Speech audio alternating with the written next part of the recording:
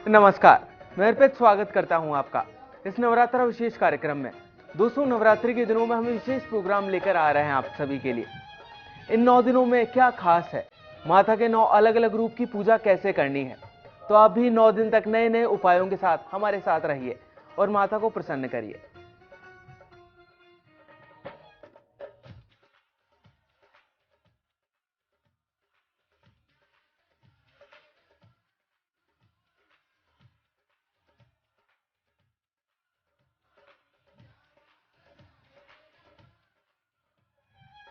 दोस्तों, आज के इस कार्यक्रम में कुछ महत्वपूर्ण विद्याओं की बात करेंगे, जिसे करने से मां प्रसन्न हो जाती है और मनचाहा वरदान भी देती है। हम 10 महाविद्या यानी 10 शक्तियों की बात कर रहे हैं कि कैसे देवी शक्ति को प्रसन्न करना है। और आज इसी के लिए हमारे साथ ज्योतिष आचार्य पंडित मुकेश शास्त्री भी हमारे स्टूडियो में मौजूद हैं। पंडित जी, आपका बहुत बहुत स्वागत है हमारे इस कार्यक्रम में। जय माता। चलिए, तो देर किस बात की है, जानते हैं पंडित जी से इन महाविद्याओं के बारे में। जय अम्बे।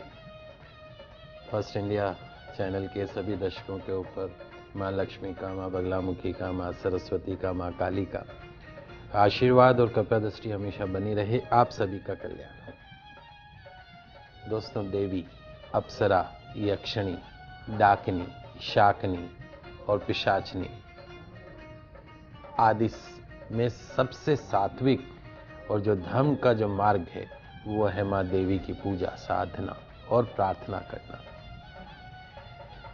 कैलाश पर्वत के ध्यानी की अर्धांगिनी माँ सती ने दूसरा जो जन्म था वो माँ पार्वती के रूप में लिया था। 2 पुत्र उनके हुए, बड़े पुत्र भगवान कार्तिकेय और छोटे पुत्र भगवान गणेश। माँ पार्वती अपने पूर्व जन्म में सती के रूप में अवतरित हुई थी। 9 दुर्गा भी जो है वो माँ पार्वती के ही रूप है, अंश है। माता सती और माता पार्वती की पूजना साधना करना जो सनातन धर्म का मार्ग है।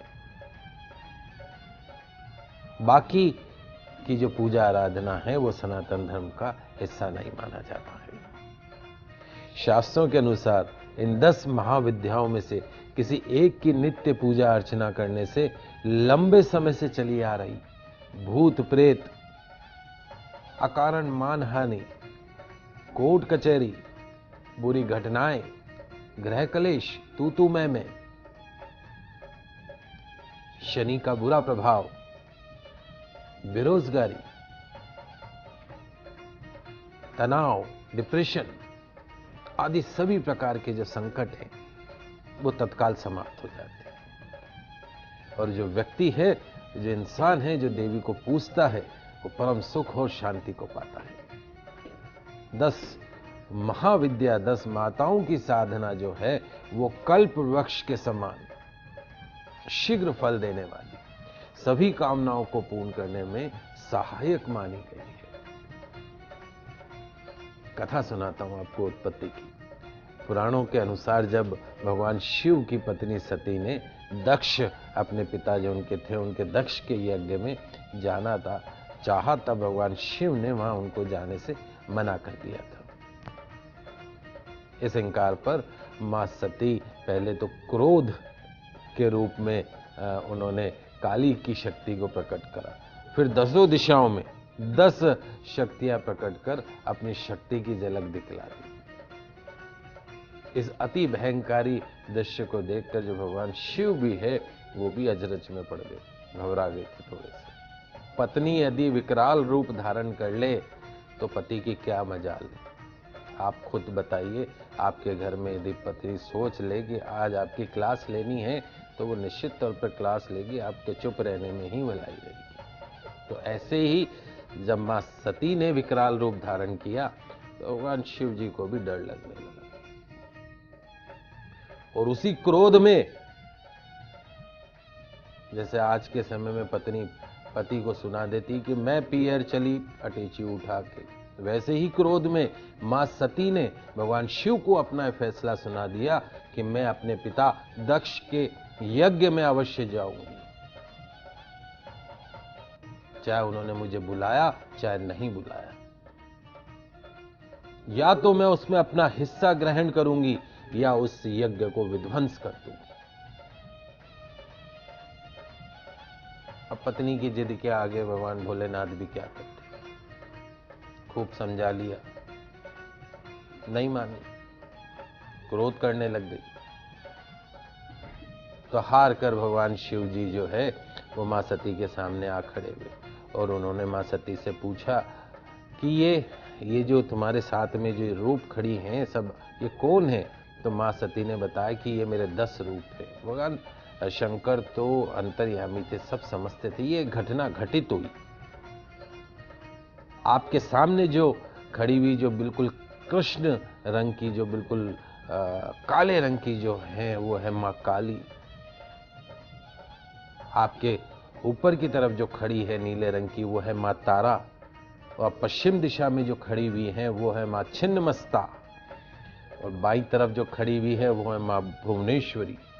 और पीठ के जो पीछे खड़ी हुई है मां बगलामुखी। पूर्व दक्षिण ईशान आग्नेय कोण में जो खड़ी हुई है धूमावती। दक्षिण पश्चिम नैऋत्य में जो खड़ी हुई है वो मां है त्रिपुर सुंदरी। पश्चिम उत्तर वायव्य कोण में जो खड़ी हुई है वो है मां मातंगी। और उत्तर पूर्व यानी ईशान कोण में जो देवी खड़ी हुई हैं वो है मां षोडशी। और मैं खुद भैरवी के रूप में अभयदान देने के लिए आपके सामने खड़ी हूं। यही 10 महाविद्या हैं, अर्थात 10 शक्ति हैं। वास्तु के हिसाब से देखें तो 4 दिशाएं, 4 कोण, पूर्व पश्चिम उत्तर दक्षिण, ईशान आग्नेय नैऋत्य और वायव्य, उसके अलावा आसमान अंतरिक्ष और भूतल, कुल मिला के 10 दिशाएं हो गई। ऐसे ही 10 महाविद्या हो गई, हर दिशा की एक महाविद्या है। तो बाद में मां ने अपनी इन्हीं शक्तियों का उपयोग जो है, अगर दुर्गा सप्तशती का आपने पठन किया हो तो जो देवताओं और राक्षसों के बीच में चंड मुंड और उनके बीच में जो युद्ध हुआ, उनका वध करने के लिए अपने इन्हीं 10 शक्तियों को, करोड़ों करोड़ों राक्षसों की सेना थी और मां के सिर्फ ये 10 रूप चंड मुंड का वध करने में सक्षम हुए। पंडित जी, 9 दुर्गा और 10 विद्याओं के बारे में भी विस्तार से जानना चाहेंगे हम आपसे। 9 दुर्गा के बारे में तो अक्सर आप सुन ही लेते हैं। सबसे पहले शैलपुत्री, ब्रह्मचारिणी, चंद्रघंटा, कुष्मांडा, मां स्कंद माता, मां कात्यायनी, मां कालरात्रि, मां गौरी और मां सिद्धिदात्री। ये 9 दिवस की 9 जो दुर्गा के जो रूप हैं। 10 महाविद्या, जैसे मैंने आपको बताया कि पहली महाविद्या है वो है मां काली, दूसरी मां तारा, तीसरी मां त्रिपुरा सुंदरी, चौथी मां भुवनेश्वरी, पांचवी मां छिन्नमस्ता, छठी मां त्रिपुर भैरवी, सातवीं मां धूमावती, आठवीं मां बगलामुखी और जो नवमी है, नवी जो है वो है मां मातंगी और 10वीं जो है वो मां कमला। तो प्रवृत्ति के अनुसार 10 महाविद्या के 3 समूह हैं। ये जो 10 देवी के जो रूप है, 10 महाविद्या हैं, उनके भी 3 समूह हैं। सबसे पहला, कोई एक जैसा आचार विचार का नहीं हो सकता। मेरी नेचर अलग होगी, आपकी अलग होगी, आपके घर में 10 सदस्य हैं, सबकी नेचर अलग होगी। तो ऐसे ही 10 विद्याओं के भी 3 अलग अलग समूह हैं। पहला सौम्य कोटि, त्रिपुर सुंदरी, भुवनेश्वरी, मातंगी, कमला, ये इनका जो कैरेक्टर है सौम्य रूप में है। दूसरा उग्र रूप, उग्र कोटि, उसमें कौन कौन आती जो उग्र रूप में है? मां काली, मां छिन्नमस्ता, मां धूमावती, मां बगलामुखी। तीसरा जो रूप है वो मिश्रित रूप है, सौम्य और उग्र दोनों का। उसमें कौन कौन आती है? तारा और त्रिपुर भैरवी। महाविद्या साधना करने के लिए किसी व्यक्ति या ब्राह्मण का होना अनिवार्य नहीं है। महाविद्या की साधना कोई भी कर सकता है, आप भी कर सकते हैं। इसमें कोई जाति, वर्ग, लिंग आदि का कोई भेद नहीं है। सभी प्रकार के बंधनों से जो है वो मुक्त है ये विद्या। और सभी महाविद्या में भैरव की उपासना भी कर लेनी चाहिए, क्योंकि ये जो महाविद्याएं हैं इनकी क्रिया भी थोड़ी जटिल तो होगी ही, इसलिए इनकी साधना शुरू करने से पहले आपको पंच शुद्धि अवश्य करनी चाहिए। स्थान की शुद्धि, देह की शुद्धि, द्रव्य की शुद्धि, देव की शुद्धि और मंत्र की शुद्धि। और किसी योग्य गुरु से दीक्षा ग्रहण अवश्य करनी चाहिए, क्योंकि दीक्षा शब्द का अर्थ मात्र यही होता है कि एक व्यक्ति ने सिखाया और दूसरे ने उसको सही से सीख लिया हो, इसे ही दीक्षा कहा जाता है। मैंने आपको कुछ सिखाया और आपने अगर उसको सही से सीख लिया तो मान लीजिए कि मैंने आपको दीक्षित कर दिया। चलिए दोस्तों, तो अब आगे बढ़ते हैं और जानते हैं पंडित जी से कि 10 महाविद्याओं के मंत्र और उनके प्रभावों के बारे में। आइए अब बात करते हैं क्रमवार सभी 10 महाविद्याओं के मंत्रों के बारे में, उनके प्रभाव के बारे में। सबसे पहले देवी काली। देवी काली का जो है वो काम रूपणी है। इनकी कम से कम 9, 11, 21 माला का जाप काले हकीक की माला से करना बहुत शुभ परिणाम देता है। मां काली की साधना से गंभीर से गंभीर बीमारियों का जो नाश होता है, दुष्ट आत्माएं, दुष्ट ग्रहों से बचने के लिए इस मां की आराधना विशेष फलदायी है। अकाल मृत्यु यदि घर में बार बार हो रही हो, एक्सीडेंटल योग बन रहे हो, मां काली की आराधना कीजिए। वाक सिद्धि के लिए, कवित्व के लिए मां काली की आराधना कीजिए। षटकम तो हर महाविद्या की देवी कर सकती है। मारण, मोहन, वशीकरण, सम्मोहन, उच्चाटन, ये षटकम में आते हैं। परंतु बुरे कार्य का ध्यान रखिए। आप कोई भी आराधना कर रहे हैं और आपने ये सोच लिया कि आज मुझे इस आदमी का बुरा करना है, ऐसा नहीं। बुरे कार्य का अंजाम तो बुरा ही होगा। बुरे काम का जो परिणाम है या तो समाज देता है या प्रकृति देती है, या प्रारब्ध या कानून देता है। इसलिए अपनी शक्ति किसी दूसरे को परेशान करने में मत लगाइए। अपनी शक्ति जो है शुभ कार्य को करने में लगाइए। मंत्र नोट कर लीजिए, आपकी टीवी स्क्रीन पे मंत्र आ रहा है। ओम क्रीम क्रीम क्रीम दक्षिणे कालिके क्रीम क्रीम क्रीम स्वाहा। ओम क्रीम क्रीम क्रीम दक्षिणे कालिके क्रीम क्रीम स्वाहा। इस मंत्र का जाप निश्चित तौर पे मां काली का आशीर्वाद आपको दिलाएगा। मां तारा, अगला जो रूप है वो है मां तारा। मां तारा को तारिणी भी कहा गया है। और जिस इंसान के ऊपर, जिस मनुष्य के ऊपर देवी तारा की कृपा हो जाए, उसे भला और क्या चाहिए। फिर तो वो जो साधक है, एक दूध पीते बच्चे की तरह मां की गोद में रहता है। मां की गोद से याद आया, एक निवेदन मैं आपसे करना चाहता हूं। आप छोटे थे, मां गीले में सोती थी, आपको सूखे में सुलाती थी। आज आप बड़े हो गए हैं, मां वृद्ध हो गई है। केयर टेकर मां को नहीं बनाना है कि वो हमारे बच्चों का ध्यान रखेगी। मां का चश्मा टूट गया है, मां की दवाई लानी है, मां को डॉक्टर को दिखाना है, कल कर देंगे, परसों कर देंगे। बिल्कुल मत कीजिए ऐसा। 9 दिवस में कोई पूजा पाठ करने की जरूरत आपको नहीं है। आप सिर्फ अपनी मां की सेवा कर लीजिए। अपने मां का दिल मत दुखाइए। अपने मां की हर इच्छा को पूरा करने की कोशिश कीजिए। नव दुर्गा वैसे ही आपके सामने प्रसन्न हो जाएंगे। आर्गुमेंट मत कीजिए मां से।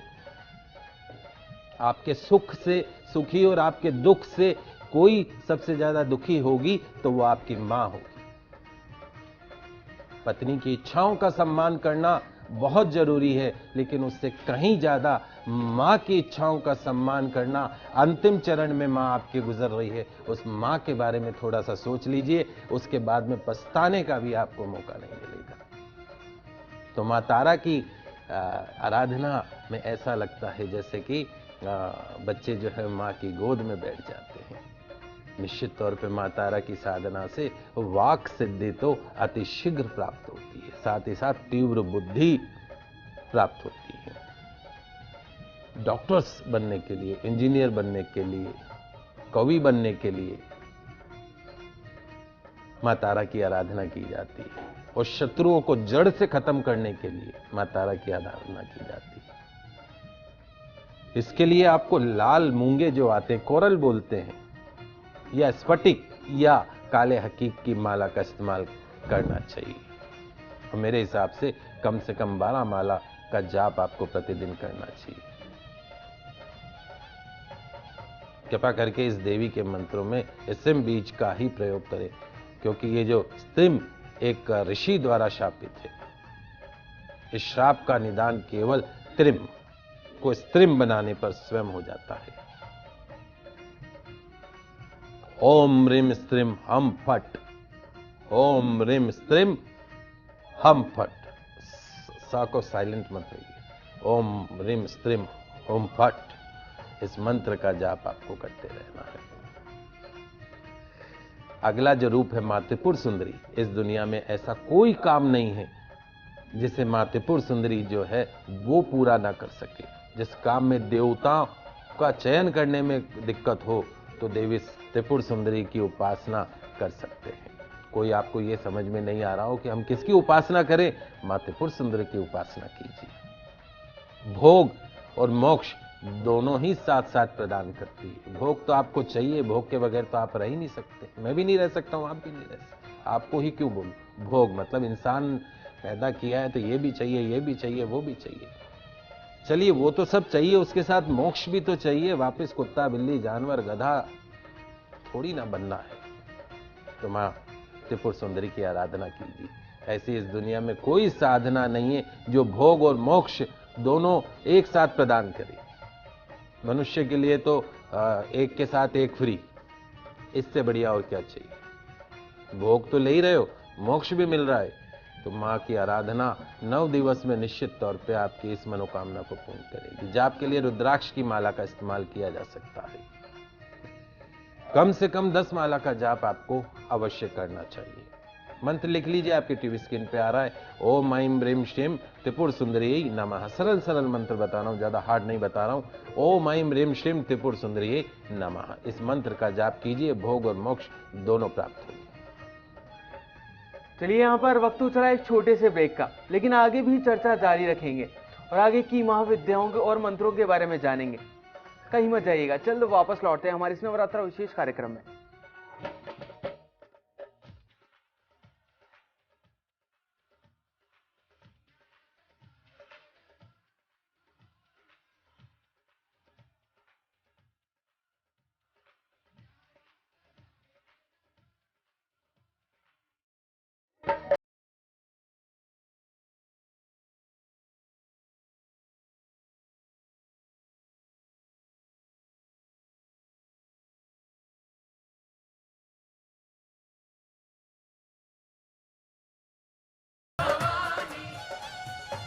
ब्रेक के बाद एक बार फिर से आप सभी का स्वागत है हमारे इस नवरात्र विशेष कार्यक्रम में।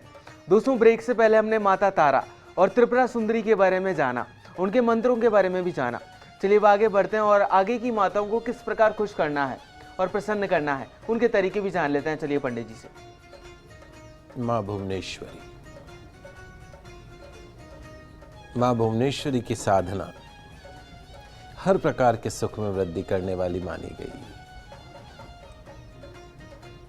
मां भुवनेश्वरी की खास बात यह है कि यह बहुत ही कम समय में प्रसन्न हो जाती है। जैसे आपको जन्म देने वाली जो माँ है वो प्रसन्न हो जाती है। गुस्सा थोड़ी ना होती है आपसे। वो कभी क्रोध में कुछ कह भी दिया तो माँ की बात का बुरा मत मानिए। माँ भुवनेश्वरी जो है यदि एक बार रूठ जाए तो मनाना भी मुश्किल हो जाता है। देवी माँ से कभी भी झूठे वचनों का प्रयोग नहीं करना चाहिए। ऐसे ही अपनी माँ से कभी झूठे वचनों का प्रयोग मत कीजिए। माँ इस दुनिया से चली गई तो जीवन भर किसी को माँ कहने लायक नहीं रहोगे। बूढ़ी औरत है, आपके प्यार की जरूरत है, आपके सहारे की जरूरत है। आपके बगैर कौन है उसका। माँ के जप के लिए स्फटिक की माला का प्रयोग करें और कम से कम 11 या 21 माला का मंत्र अवश्य करें। मंत्र आपकी टीवी स्क्रीन पे आ रहा है। ओम ऐं ह्रीं श्रीं नमः। ओम ऐं ह्रीं श्रीं नमः। बड़ा सरल मंत्र है, माँ भुवनेश्वरी को पसंद करने वाला, हर तरह के सुख शांति समृद्धि को प्रदान करने वाला। अगला जो रूप है वो है माँ छिन्नमस्ता। 10 विद्याओं में माँ का जो ये रूप है बहुत ही तेज वाला रूप है। मैंने प्रत्यक्ष में अनुभव किया है, जब हम आराधना करते हैं तो बहुत तेज आने लगता है। यह देवी का जो रूप है शत्रुओं का तुरंत नाश करने वाला है, वाक सिद्धि प्रदान करने वाला है, रोजगार के अंदर सफलता प्रदान करने वाला है, नौकरी में पदोन्नति देने वाला है, कोर्ट कचहरी के अंदर केस में विजय दिलाने वाला है, और तो और सरकार को अपने पक्ष में करने वाली जो है ये विद्या है। कुंडलियों के जागरण में ये सहायक होती है। पति पत्नी के रिलेशंस को ठीक करने में ये विद्या काफ़ी कारगर साबित होगी। बहुत ही चमत्कारी देवी है। इनकी सावधान थोड़ा सा सावधान होकर करना चाहिए, क्योंकि तेज होने के कारण जो रिजल्ट हैं उसके वो बहुत जल्दी मिलने लग जाते हैं। इसके लिए आपको रुद्राक्ष की माला का जाप काम में लेना चाहिए। काले हकीक की माला से कम 11 माला 20 माला इस मंत्र का जाप कीजिए। आपके टीवी स्क्रीन पे मंत्र आ रहा है, नोट कर लीजिए। ओम श्रीं ह्रीं क्लीं ऐं वज्र वैरोचनीयै हम फट स्वाहा। इस मंत्र का जाप करना है। अगली जो देवी है वो है माँ त्रिपुर भैरवी। देवी का जो रूप है प्रेतात्मा के लिए बहुत ही खतरनाक है। बुरे तांत्रिक प्रयोगों के लिए इसका यूज किया जाता है, लेकिन अच्छों में सुंदर पति प्राप्त करना हो, सुंदर पत्नी प्राप्त करना हो, जिसकी चाहत सबको रहती है, प्रेम विवाह करना हो, शीघ्र विवाह करना हो, प्रेम में सफलता प्राप्त करनी हो, तो श्री त्रिपुर भैरवी जी की साधना करनी चाहिए। माँ त्रिपुर भैरवी की जो साधना है तुरंत फल देने वाली मानी गई है। जिस किसी सज्जन का तांत्रिक समस्या का समाधान नहीं हो रहा हो, वो इस देवी की आराधना करे तो निश्चित तौर पे वो जो तांत्रिक समस्या है वो जड़ से खत्म हो जाती है। इस देवी का जो मंत्र का जाप है आप मूंगे की माला से कर सकते हैं, और कम से कम 15 माला जाप आपको करनी चाहिए। लिख लीजिए, आपकी टीवी स्क्रीन पे मंत्र आ रहा है। ओम ह्रीं भैरवी क्लौम ह्रीं स्वाहा। इस मंत्र का जाप आपको करना है। माँ धूमावती, अगला जो रूप है वो है माँ धूमावती। हर प्रकार की दरिद्रता के नाश के लिए, कलयुग में दरिद्रता से ही तो हम परेशान हैं, चाहे वो धन की दरिद्रता हो, चाहे वो मन की दरिद्रता हो, चाहे वो दिमाग की दरिद्रता हो।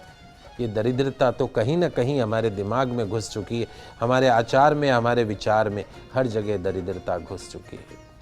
तो सिर्फ धन की दरिद्रता को दूर मत कीजिए, अपने मन की दरिद्रता को भी दूर कीजिए, अपने विचारों की दरिद्रता को भी दूर कीजिए। नवरात्रि में संकल्प लीजिए, नारी का सम्मान करेंगे, बच्चियों का सम्मान करेंगे, माता पिता का सम्मान करेंगे, बहनों का सम्मान करेंगे।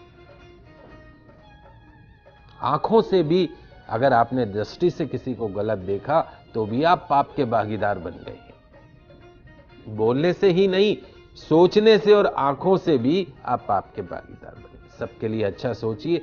दूसरा कोई रूप है नारी का, माता पिता और पत्नी और बहन के अलावा जो भी दूसरा जो रूप है उसमें भी अपनी माँ को देखिए, अपनी बहन को देखिए, अपनी पत्नी के रूप में मत देखिए दूसरी स्त्री को। तो इस देवी का जो हर प्रकार की दरिद्रता के नाश के लिए माँ की आराधना की जाती। तंत्र मंत्र के लिए, जादू टोना, बुरी नज़र, भूत प्रेत इत्यादि समस्त भयों से मुक्ति के लिए, अभय मुक्ति के लिए, साधना में रक्षा के लिए, जीवन में आने वाले हर प्रकार के दुखों को, एक्सीडेंटल योग, अकाल मृत्यु को दूर करने में ये इस देवी की आराधना बहुत ही सक्षम मानी गई है। इसे अलक्ष्मी भी कहा जाता है। तो इसके निवारण के लिए धूमावती देवी की साधना करनी चाहिए।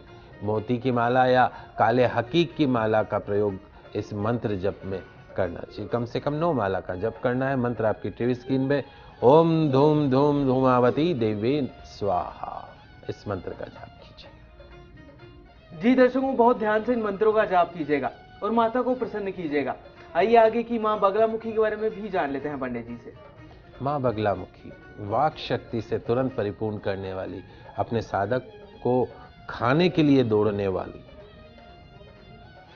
शत्रुनाश करने वाली, कोर्ट कचहरी में विजय दिलाने वाली, हर प्रकार की प्रतियोगिता परीक्षा में सफलता के दिलाने वाली, गवर्नमेंट जॉब के लिए मां बगलामुखी की साधना अवश्य करनी चाहिए। इस विद्या का उपयोग तभी किया जाना चाहिए जब कोई आपके सामने रास्ता ना बचा हो। हल्दी की माला से कम 8, 16, 21 माला का जाप करें। इस विद्या को ब्रह्मास्त्र कहा जाता है। यह जो भगवान विष्णु की संहारक शक्ति है, एक बार ये निकल चुका तो फिर वो खत्म करेगा। सरल मंत्र तो यह है, ओम हलीम बगलामुखी देव्यै हलीम ओम नमः। संपूर्ण मंत्र यह है, ओम हलीम बगलामुखी सर्वदुष्टानां वाचम मुहम पदम स्तंभै जिह्वाम कीलय बुद्धिम विनाशे हलीम ओम स्वाहा। किसी भी रूप मंत्र का जाप कर सकते हैं। किसी योग्य आचार्य के निर्देशन में इस मंत्र का जाप कीजिएगा। अगला जो रूप है वो मां मातंगी। यह देवी जो है वो घर गृहस्थी में आने वाली सभी विघ्नों को हरने वाली है। जिसकी शादी नहीं हो रही हो, संतान प्राप्ति नहीं हो रही हो, पुत्र प्राप्ति के लिए या किसी भी प्रकार का गृहस्थ जीवन की जो समस्याएं हैं उनको हरने के लिए देवी मातंगी की जो साधना है वो सबसे उत्तम बताई गई है। इनकी कृपा से स्त्रियों का सहयोग सहज ही मिलने लगता है, चाहे वो स्त्री किसी भी वर्ग की स्त्री क्यों ना हो। इसके लिए आप स्फटिक की माला से मंत्र का जाप करना है। 12 माला कम से कम आपको इस मंत्र का जाप करना है। आपकी टीवी स्क्रीन पर मंत्र आ रहा है, लिख लीजिए, ओम ह्रीम ऐं भगवती मातंगेश्वरी शिम स्वाहा। अंतिम जो रूप है वो है मां कमला का। यह देवी धूमावती के ठीक विपरीत है। जब देवी कमला की कृपा नहीं, जब तक देवी कमला की कृपा नहीं होगी तब तक देवी धूमावती तो वहीं पे जमी रहेगी। इसलिए दीपावली पर भी इनका पूजन किया जाता है। इस संसार में जितनी भी सुंदर लड़कियां हैं, सुंदर वस्तुएं हैं, पुष्प इत्यादि है, यह सब इनका ही तो सौंदर्य है। हर प्रकार की साधना में रिद्धि सिद्धि दिलाने वाली, अखंड धन धान्य प्राप्ति करवाने वाली, ऋण का नाश करने वाली मां लक्ष्मी जी की कृपा के लिए कमल पर विराजमान जो देवी है वो मां कमला है। इनकी साधना करके इंद्र ने स्वर्ग को आज तक संभाल के रखा हुआ है। तो मां कमला की उपासना के लिए कमल गट्टे की माला से कम 10 या 21 माला मंत्र का जाप करना चाहिए। ओम हंसो मंत्र आपकी टीवी स्क्रीन पे आ रहा है, ओम हंसो जगत प्रतिष्ठै स्वाहा। ओम शिम शिये नमः, इस मंत्र का भी जाप कर सकते हैं। तो उम्मीद करते हैं दोस्तों आप इस नवरात्रि को बड़े धूमधाम से मना रहे होंगे और पंडित जी के द्वारा बताए गए उपायों को आप कर रहे होंगे। आशा करते हैं कि नवरात्र आपके लिए मंगलमय हो। पंडित जी, हमारे स्टूडियो में आने के लिए और दर्शकों को इतनी सारी जानकारी देने के लिए आपका बहुत बहुत शुक्रिया। आप सभी का आज का दिन मंगलमय हो, शुभ हो। जयकारा शेरा वाली का, बोल साचे दरबार की जय। दोस्तों कल फिर से आपसे मिलेंगे नई जानकारी के साथ। तब तक के लिए खुश रहिए और अपना ख्याल रखिए। नमस्कार।